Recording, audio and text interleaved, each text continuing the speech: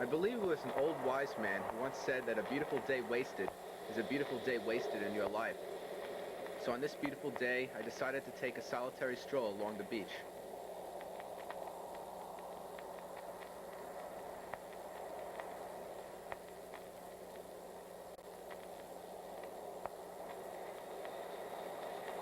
As I walked in silence, I noted a dark object darting from the sand ahead of me.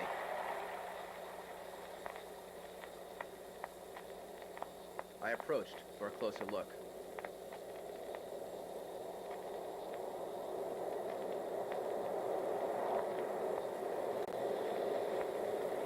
I found that the object was a black oblong box, apparently washed up onto the shore during the previous night's storm.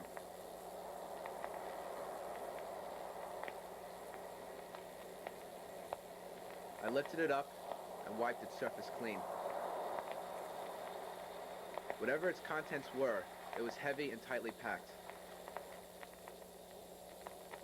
Nothing jangled loosely inside when I shook it.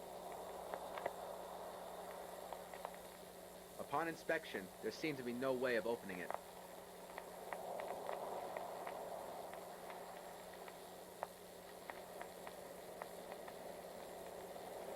I decided to take it home with me for further study.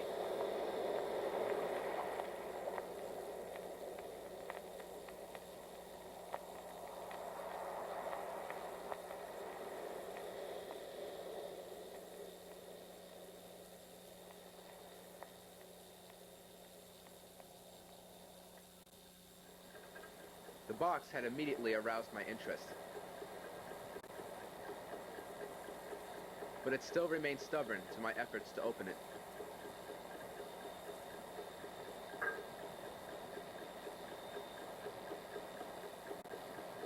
It would not puncture under the pressure of a drill. It would not dent under the blow of a hammer. It would not distort under the heat of an acetylene torch. I couldn't so much as make a single scratch in its metallic surface.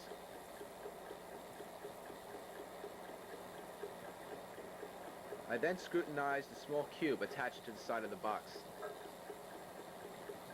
My curiosity at its peak and my patience at its lowest, I began to eagerly fiddle with it.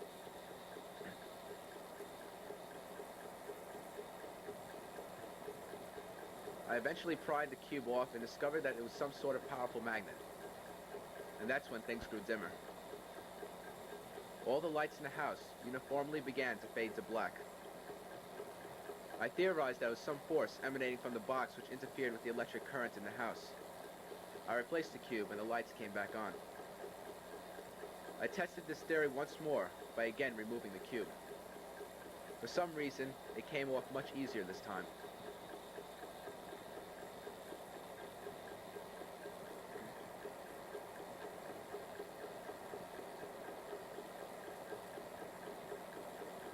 The results were the same. I was as perplexed as I was intrigued. I then went outdoors to examine the box's odd habits in the daylight.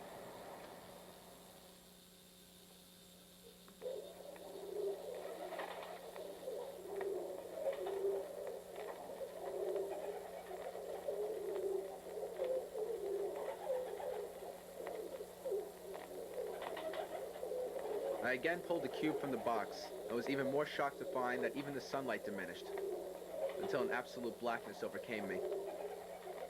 I sat a while in stunned bewilderment. A lingering cold clawed at my flesh. I returned the cube to its designated spot on the box. The sunbeams soon reappeared.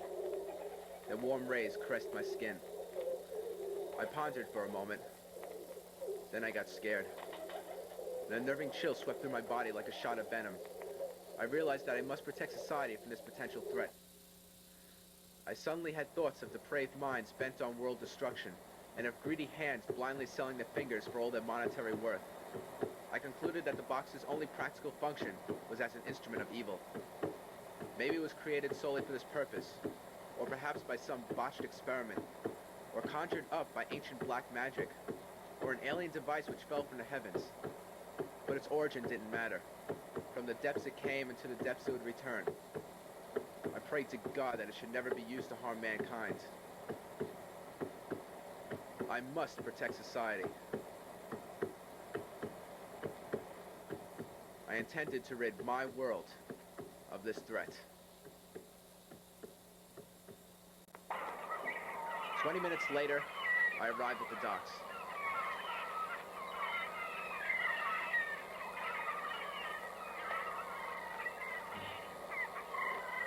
More frightening ideas sped through my mind.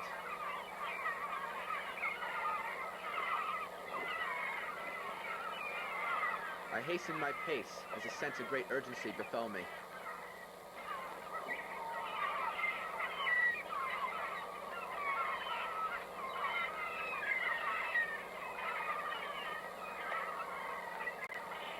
A cool ocean breeze gently patted my face, as if to reassure me.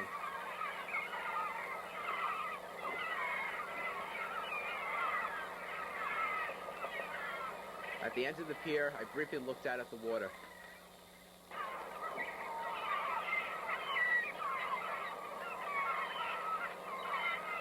I then cast the box into it.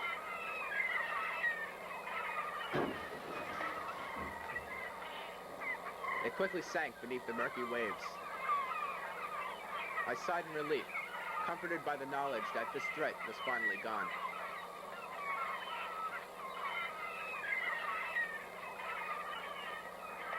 I once again reveled in the beauty of the day, and as I turned away and moved onward, I felt myself stepping on something small and solid. And as I gazed down, there at my feet was a familiar-looking cube, looking as harmless as a pebble. And the world gradually, ever so gradually, seemed an increasingly darker and darker place in which to live. There was nothing else to do now, except to just listen.